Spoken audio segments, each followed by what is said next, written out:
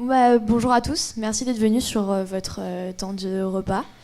Et comme on l'a annoncé sur Facebook et à travers la com qui a été publiée, etc., voici Nouré Rupert qui est professeur ici sur le campus de Reims, qui est un professeur de genre.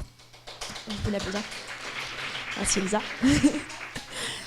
Qui travaille en fait sur le genre au Maghreb et au Moyen-Orient. Et je vais le laisser introduire le sujet de sa thèse, et puis aussi parler du harcèlement sexuel au Maroc et nous donner des clés de lecture sur comment comprendre ce phénomène et aussi des moyens qui pourraient potentiellement être pris à l'encontre de tout ça.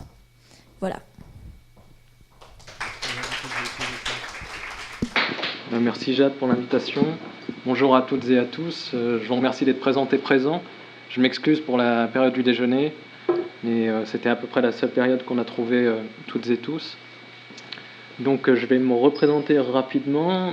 Je suis enseignant ici en enseignement de genre Maghreb Moyen-Orient et je finis ma thèse de doctorat en sociologie à l'université Paris Diderot. Et je travaille sur les trajectoires conjugales des Françaises dites d'origine marocaine entre la France et le Maroc.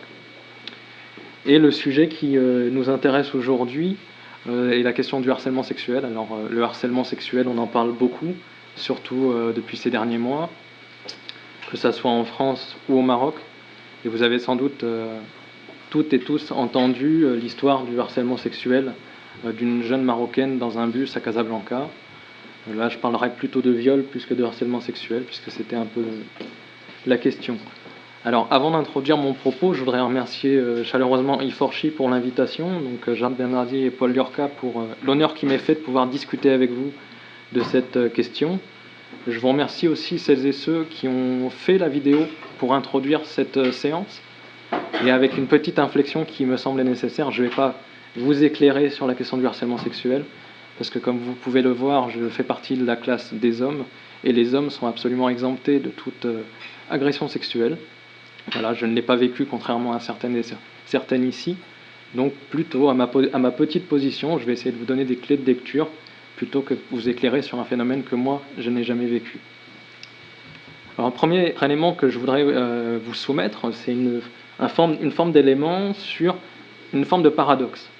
La surmédiatisation de la question du harcèlement sexuel au Maroc provient du fait, on peut estimer que ça provient du fait d'une internationalisation de la lutte contre les violences faites aux femmes, notamment entreprise par les organisations internationales telles qu'ONU Femmes.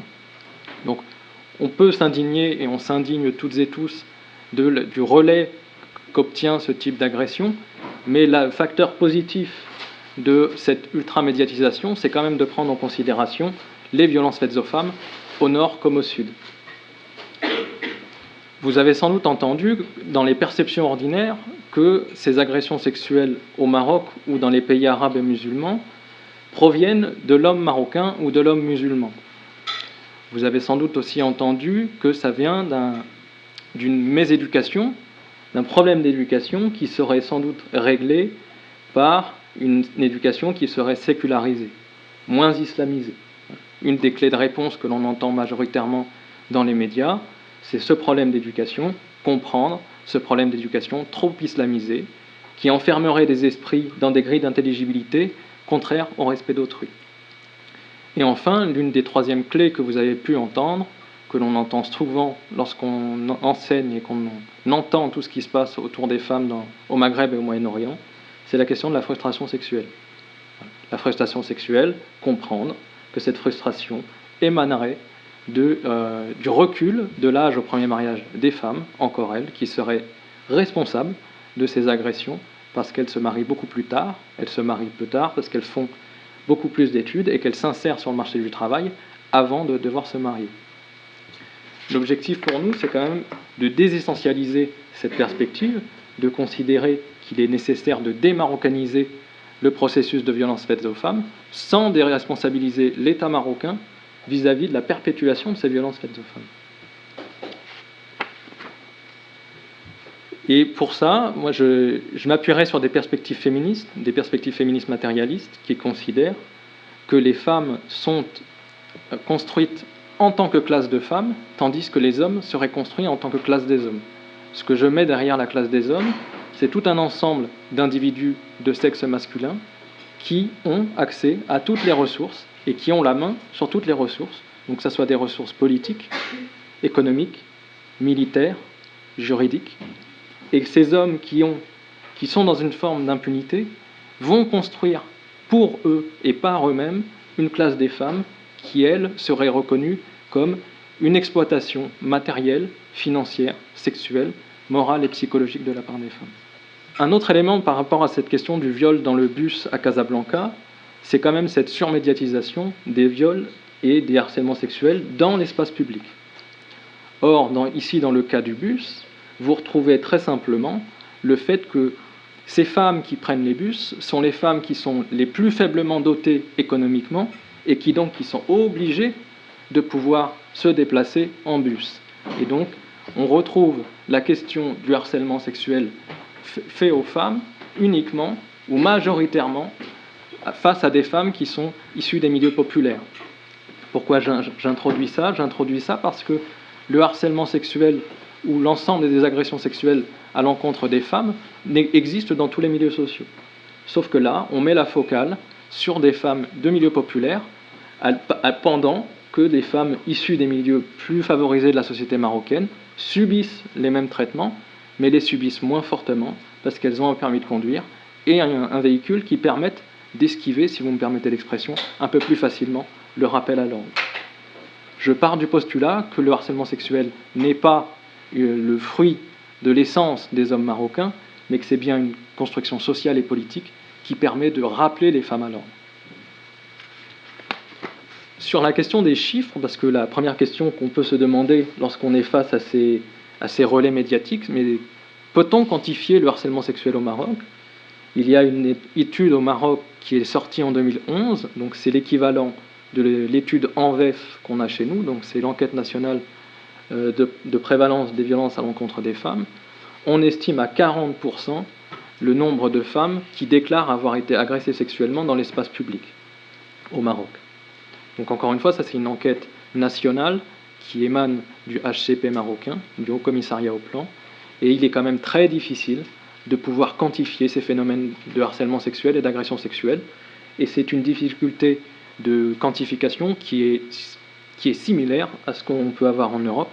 En France, la dernière enquête Virage qui vient de sortir en 2016 estime à 1 femme sur 3 qui est victime d'agression sexuelle, mais il y a toujours ce phénomène, si vous voulez, de difficulté à parler de harcèlement sexuel et à surtout suivre un processus juridique vis-à-vis de ces agressions. Et là, j'en reviens sur l'importance des classes sociales. On a dit que cette agression dans le bus qui a choqué internationalement était aussi... la victime était issue d'un milieu populaire, et il ne faut pas oublier une chose assez claire, c'est que ces femmes issues des milieux populaires n'ont pas forcément le capital nécessaire, donc le capital économique, le capital social et le capital politique pour pouvoir déposer plainte. Surtout qu'elles font face quand même à une organisation juridique et policière qui va les dissuader le maximum de pouvoir porter plainte et d'aller au bout d'une démarche pour qu'il y ait potentiellement derrière une condamnation. Donc voilà, il y a cette espèce de jeu de montrer caché. On va montrer majoritairement les femmes issues des milieux populaires, alors que les femmes issues des milieux aisés subissent le même traitement, sauf qu'en réalité, il y a aussi cette difficulté de ne pas pouvoir déposer plainte et d'aller au bout de sa démarche, les femmes populaires, et donc du coup on va également montrer les hommes issus des milieux populaires. Ça n'exempte pas les hommes issus des milieux aisés de ce type d'agissement. Sauf que vous le savez sans doute très bien que les hommes issus des milieux aisés se font beaucoup moins prendre, d'une part. Ils harcèlent pas forcément dans les mêmes espaces. Ils ont aussi les capitaux nécessaires pour ne pas se faire prendre face à ce type d'agissement. Tandis que les femmes issues des milieux plus aisés, elles ont un capital pour pouvoir essayer, en tout cas, de faire condamner un agresseur.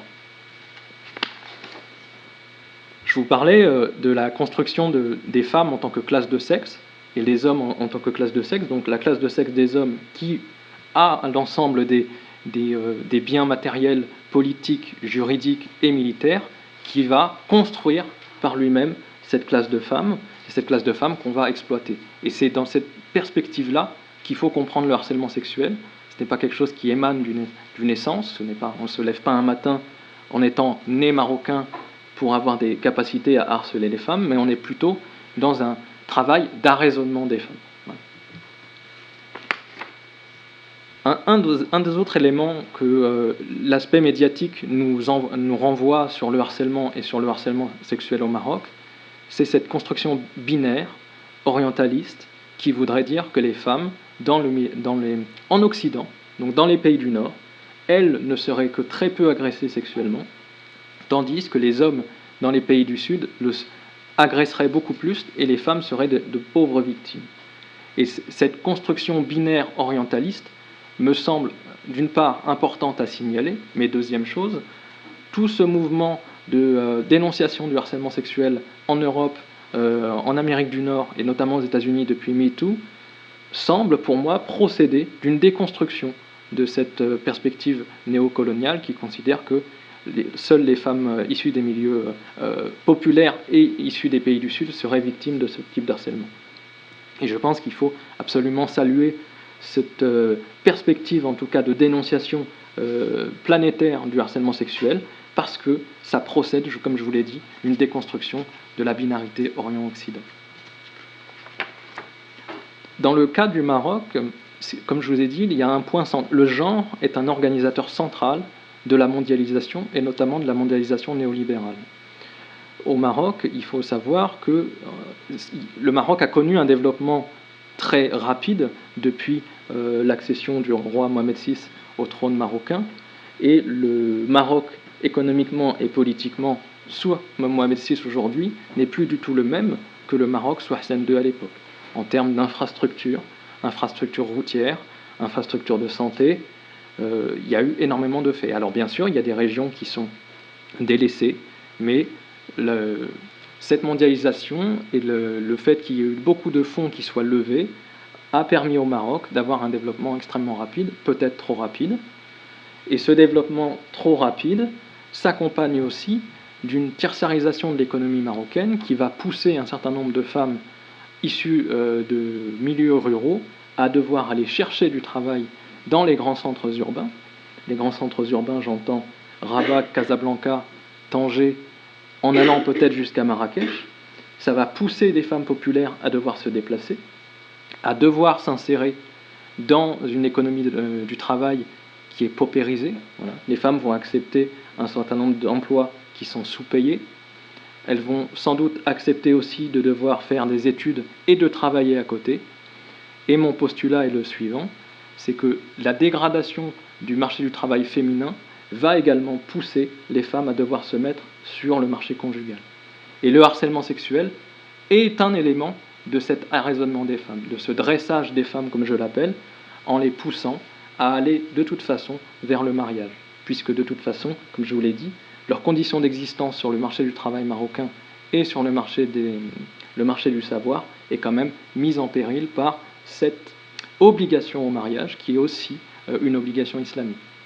En ce sens, et c'est là aussi ma démarche pour démarocaniser et désislamiser la question du harcèlement sexuel, c'est que le religieux accompagne la logique d'arraisonnement des femmes. Ne l'explique pas, ça l'accompagne, comme la structure du marché du travail l'accompagne également.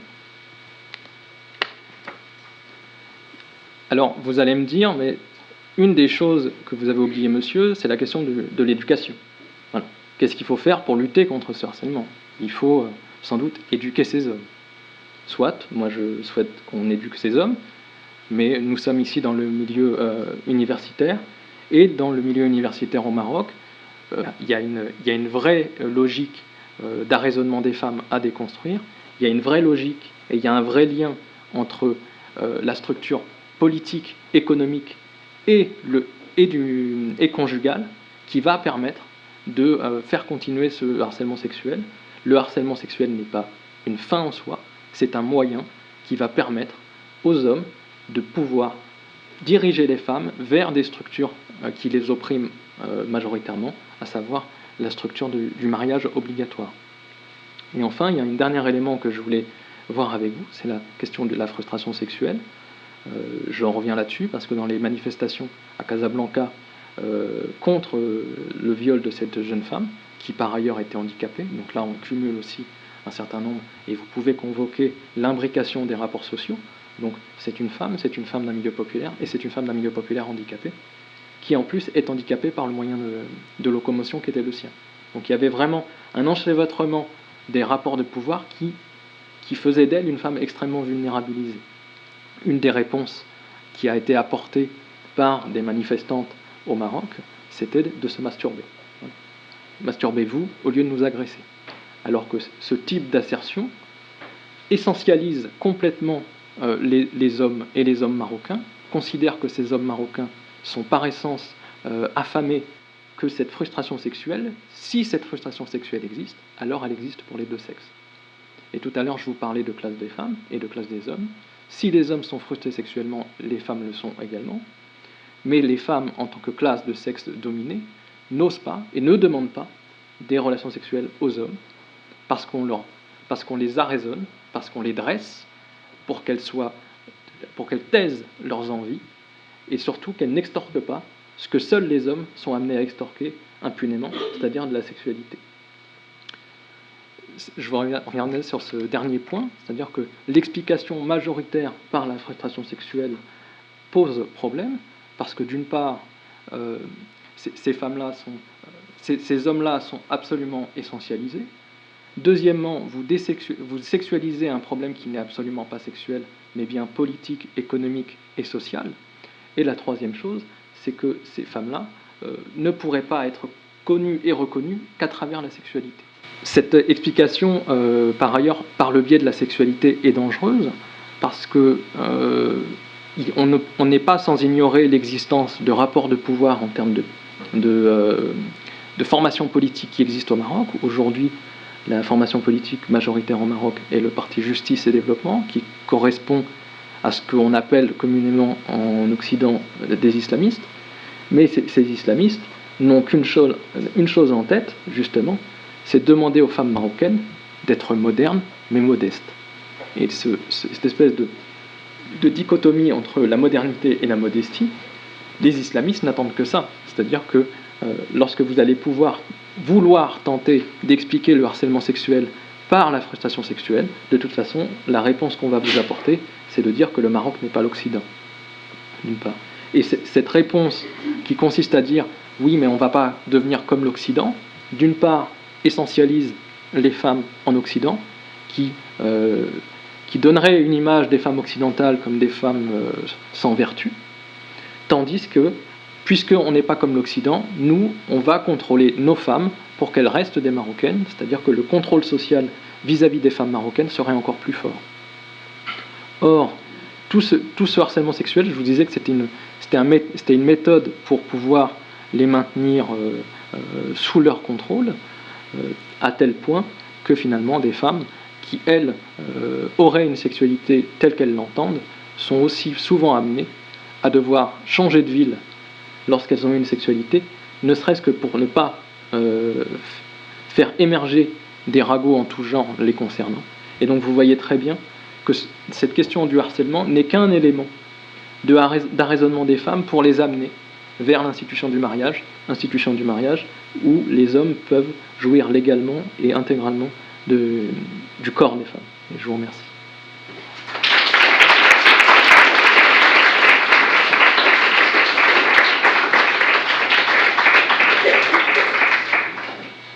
Merci à vous, monsieur. Et si vous avez des questions, on a une session de 10-15 minutes de questions. Si vous avez des questions pour monsieur Rupert, c'est le moment de les poser. Et sinon, je vous remercie. Quelqu'un a des questions?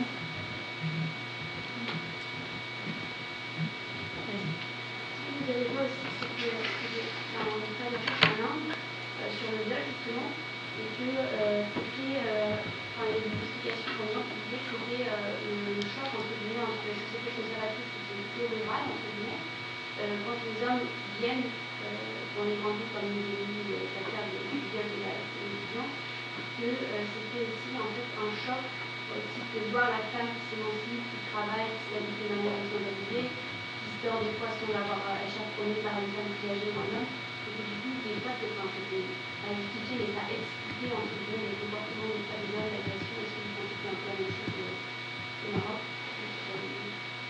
peut-être prendre une liste de questions. Après, c'est vous qui... S'il y a d'autres questions... Allez-y, je suis allé vite volontairement pour qu'on puisse échanger plus... Donc, je vous écoute. C'est vraiment l'occasion de poser une question. Je vois, il y a plusieurs termes que M. Lepar a utilisés qui peuvent paraître un peu qui peuvent soulever des questions vis-à-vis de la société du Maroc, sachant que la plupart d'entre nous ne connaissons pas profondément la société marocaine. C'est vraiment l'occasion de poser des questions plus en profondeur sur ce qu'il vient d'expliquer. Oui. Je pense pas qu'il y a un écart entre ce qu'on parle de ces cours de gender studies et comment ces étudiants reviennent chez eux, c'est-à-dire le milieu chez eux à la maison, comment ça se passe. Je pense qu'il y a vraiment un écart en fait, entre ce qu'on leur apprend dans l'éducation par leurs parents et après ce que les idées modernes peuvent avancer sur ces idées. Les précisions, c'est Néla qui a tourné la vidéo. Oui, merci beaucoup. Merci à toi d'avoir tourné la vidéo. Moi j'avais une question aussi par rapport au gender studies. Vous disiez qu'il y avait surtout des hommes qui y allaient et que c'était pas forcément. Que du coup ça reproduisait un peu le schéma de domination masculine, en tout cas d'un raisonnement des femmes, mais est-ce que aussi c'est pas bien de. Est-ce que c'est pas aussi une manière moi je pense que c'est essentiel que les hommes justement aillent dans ces cours pour aussi pouvoir avoir une vision du féminisme. Après, bon, ça dépend, comme vous disiez, de qui donne les cours, mais je pense que c'est essentiel que les hommes y aillent pour eux-mêmes avoir une vision de ce que c'est le féminisme et de pourquoi c'est important. Et après, j'imagine que c'est eux qui choisissent leurs cours, mais je sais pas, si c'est un choix, je pense que c'est bien aussi. Voilà. Je vais déjà répondre à ces trois-là. Je vais commencer par la dernière, du coup. Oui, non, mais bien sûr que c'est très important qu'il y ait des hommes qui puissent être sensibilisés aux questions de genre et aux questions féministes. Parce que vous n'êtes pas sans savoir qu'il y a une petite différence entre les questions de genre et les questions féministes. Le genre travaille sur la question de la hiérarchisation et la division sexuelle du travail, tandis que les théories féministes travaillent à partir de l'expérience politique des femmes, spécifiquement. Oui, les hommes dans les cours, c'est très important, sauf que ça vient beaucoup trop tard. Et j'en suis moi-même le produit, puisque j'ai fait tout mon cursus, de la licence jusqu'au doctorat, en parcours genre. Mais vous arrivez à l'université, vous avez 17 ans. Donc pour moi, il y a quand même au moins 10 ans de retard. Donc ça répondait aussi à votre question, madame, sur l'écart qui existe, et je suis totalement d'accord avec vous, l'écart qui existe entre ce qu'on va nous apprendre à l'université ou à Sciences Po, et puis lorsqu'on rentre chez nous. C'est-à-dire qu'on est confronté à deux mondes épistémologiques différents, avec des nouveautés lorsqu'on arrive dans des salles de cours, et puis finalement on est rattrapé, parce qu'on est un être social comme les autres, on est rattrapé par la réalité familiale et quotidienne. Donc effectivement, il y a cet écart qui explique la reproduction des schémas, et je l'ai déjà dit dans mes cours, mais je le redis ici, qu'il est nécessaire que ces études de genre apparaissent dès les premières années de primaire, mais la question est difficile en France, elle est difficile au Maroc aussi. Alors oui, vous parliez, madame, du choc que pouvaient représenter des femmes qui s'occidentaliseraient, si j'ai bien compris, et qui pourraient potentiellement expliquer le comportement des hommes. Oui, ça je suis d'accord avec vous, et notamment j'analyse ce phénomène à travers le prisme de la mondialisation et l'effet de la mondialisation. Alors qu'on s'entende bien, l'effet de la mondialisation peut être salvateur et très positif. Je veux dire, nous sommes à Reims ici et nous sommes sur un campus international. Nos collègues qui viennent des États-Unis ou de Chine sont très heureux de pouvoir utiliser Skype pour appeler leur famille. Voilà. Donc la mondialisation a amené aussi un certain nombre de bienfaits, à savoir réduire les espaces. Voilà. Mais ça a aussi amené pour moi un méfait, c'est-à-dire l'uniformisation des modes de vie. Et là on en revient à ça, puisque vous avez une classe sociale particulièrement aisée qui va pouvoir accéder à la requête de la mondialisation néolibérale, à savoir d'uniformiser son comportement en prenant comme modèle une supposée occidentalité, mais c'est une classe sociale qui échappe au rappel et au rappel à l'ordre. Donc on va considérer que ces femmes occidentalisées au Maroc ou en Inde, de toute façon, sont des femmes perdues, alors que les femmes issues des milieux les moins favorisés sont des femmes à garder dans un espèce de giron nationaliste. Et donc les rappels à l'ordre vis-à-vis de ces femmes populaires seront beaucoup plus forts. Un rappel à la tradition. Donc effectivement, je vous rejoins qu'il y a cette espèce de choc, mais il y a à la fois des femmes qui vont pouvoir échapper au rappel nationaliste et des femmes qui vont le subir. Et c'est effectivement ces femmes qui subissent ce rappel à l'ordre nationaliste et traditionnaliste qui vont subir prioritairement ce harcèlement sexuel. Moi j'ai une question. Est-ce que quelqu'un a une question ou pas? Non. Oui, vas-y. Oui, moi j'aimerais juste savoir, pratiquement, qu'est-ce qui est enseigné dans les études.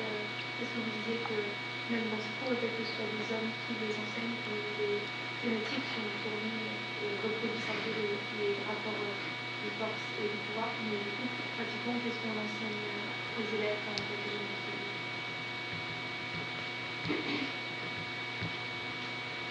Et moi ma question c'était comment est-ce qu'on explique que certaines femmes soient aussi cause d'une forme d'oppression d'autres femmes? Comment est-ce que ça on explique C'est un peu des choses beaucoup développé sur le truc de lutte des classes entre les femmes et les hommes. Et finalement, je pense franchement, est-ce qu'il y a forcément une lutte des classes entre les agresseurs et les agressés?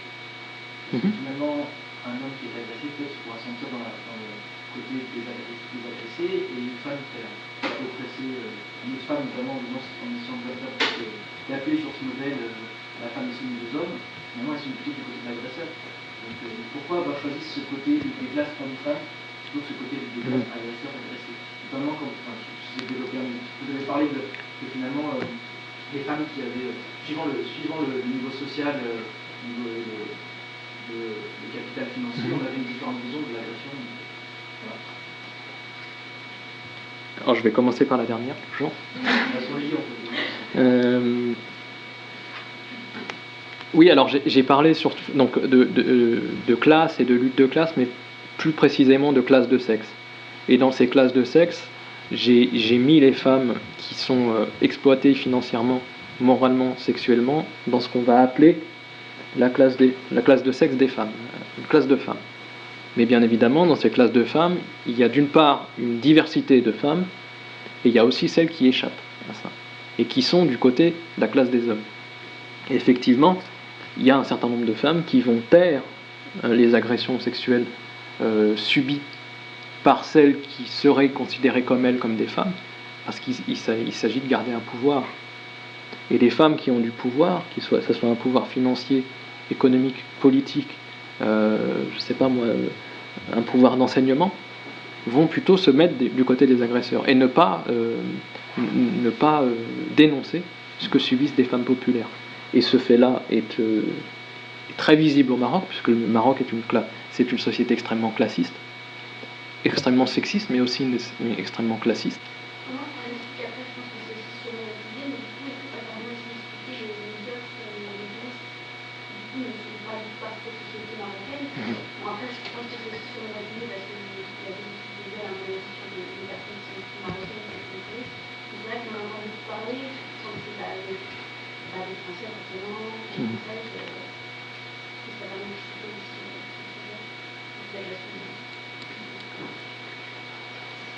D'autres questions?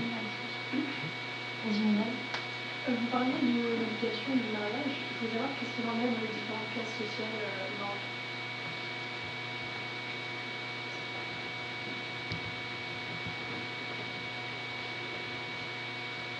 Oui. Moi j'ai une question en fait. Vous dites que les femmes qui font aussi figure d'agresseurs en se mettant avec la classe des hommes, du coup, est-ce que ça serait pas aussi parce que, non pas parce qu'elles veulent conserver un pouvoir, mais parce qu'elles sont soumises à la honte et au regard des gens par rapport à ces agressions?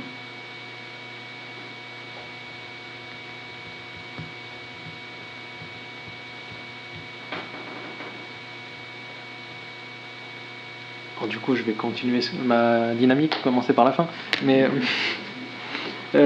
Oui, alors bien évidemment, alors il y a dans cette classe de femmes qui ne se solidarisent pas avec les femmes agressées, il y a deux éléments. Il y a l'élément de classe et de pouvoir. Donc il y a ces femmes qui vont se désolidariser complètement parce que ça ne les touche pas. Voilà. Parce que ça ne nous touche pas, finalement, nous ne sommes pas des femmes. On pourrait expliquer, et nous ne sommes pas des femmes agressées parce que ça ne nous touche pas. Nous ne sommes pas des femmes agressées et nous ne serons jamais des femmes qui peuvent être potentiellement agressées. Il y a ça. Et puis, dans des milieux plus populaires, il y a aussi cette question de la honte, bien évidemment, la question de ne pas dénoncer, également pour ne pas être perçu comme le vilain petit canard. Et évidemment, il y a cette honte. Des femmes qui ont déjà été agressées, qui ne vont pas dénoncer ce qu'elles ont subi, ou alors qui vont mettre la focale sur d'autres femmes qui auraient un comportement qui aguicherait les hommes, par exemple. Voilà. Donc elles mobilisent, les femmes les plus faiblement dotées mobilisent un certain nombre d'éléments, dont la honte, mais également le jugement sur autrui, pour pouvoir masquer ce qu'elles subissent elles, et pour finalement reproduire un peu ce modèle-là, de considérer que les hommes sont agresseurs, et que s'ils sont agresseurs, c'est parce qu'il y a aussi des femmes qui appellent à être agressées. Le viol sur les touristes, alors oui. Non, mais c'est une question très intéressante. Encore une fois, il faut réintroduire dans une dynamique globale et mondialisée d'un raisonnement des femmes, il me semble.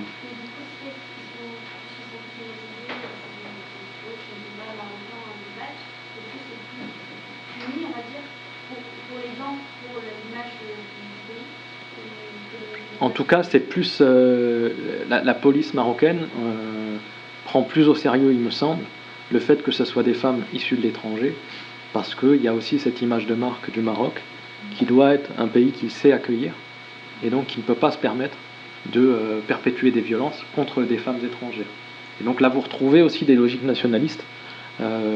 Des femmes de chez nous, on va plutôt cacher ce qu'elles subissent, tandis que dès que ça arrive à des femmes issues de l'étranger, on va tout de suite le traiter. Voilà. Pour laisser dire et laisser croire que ces violences ne sont pas possibles pour des femmes étrangères. Et ensuite, sur quelle était la situation des mariages dans les différentes classes sociales. Alors pour vous répondre, je serais très mal à l'aise de vous répondre là-dessus, parce que du coup je travaille surtout sur la France, mais il me semble qu'il y a quand même un entre-soi qui est relativement fort. Je vous disais tout à l'heure que le Maroc était une société extrêmement classiste. Je vais donner un exemple qui est celui de ma recherche doctorale. Je travaille avec des femmes qui sont nées et qui ont grandi en France, qui sont françaises mais dites d'origine marocaine, parce qu'elles ont un des deux parents qui est marocain. Et lorsqu'elles s'installent au Maroc et qu'elles sont amenées à devoir s'introduire sur le marché conjugal, elles ne peuvent pas se marier avec des hommes du Maroc issus de leur classe sociale. Elles vont être renvoyées à la classe sociale d'origine des parents avant la migration. Et je vous dis ça parce que ça vous donne aussi une idée de la structuration en termes de classe sociale et de la structuration des unions conjugales. Donc, par ailleurs, une précision importante, ces effets de classe et de race, parce qu'il y a une construction raciste de l'immigré. Voilà. L'immigré marocaine né en France ne va pas épouser forcément un Marocain issu de la haute société marocaine. Voilà.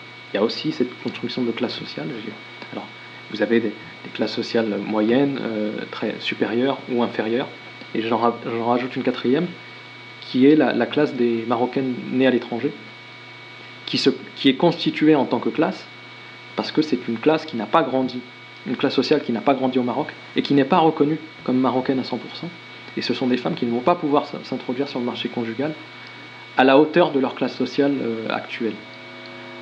Par contre, vous allez retrouver des mariages dans les classes aisées de la société marocaine, entre des étrangers européens blancs et des Marocains issus de la haute société marocaine.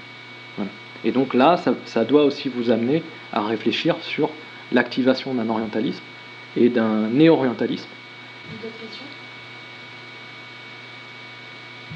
Moi, c'était pour parler des violences sexuelles qui sont subies par les hommes, des viols contre les hommes, etc. Je voulais savoir si vous l'avez abordé dans vos recherches ou si vous en avez parlé dans les études au Maroc, etc. Moi, non. Alors, je vais vous répondre, mais ils existent, ces violences à l'encontre des hommes. Et pour introduire une subtilité supérieure à ce que je vous ai dit, il y a sans doute des caractéristiques partagées, des caractéristiques communes partagées entre les femmes des milieux populaires et des hommes de milieux populaires. Parce que le privilège de masculinité, dans certaines classes très paupérisées de la société marocaine, ne fonctionne pas. Et justement, qu'est-ce qu'il advient de ces femmes qui osent porter plainte? Est-ce que leur plainte aboutit? Et est-ce qu'elles mènent à la condamnation des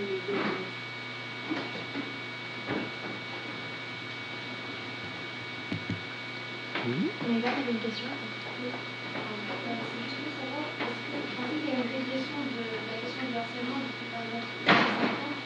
Est-ce que ça c'est en train de régresser? Parce que j'ai eu des témoignages de personnes que j'ai vues dans les harcèlements, tout ça, qui me disent que justement le problème n'est pas aussi important. Donc c'est peut-être une question de mesure.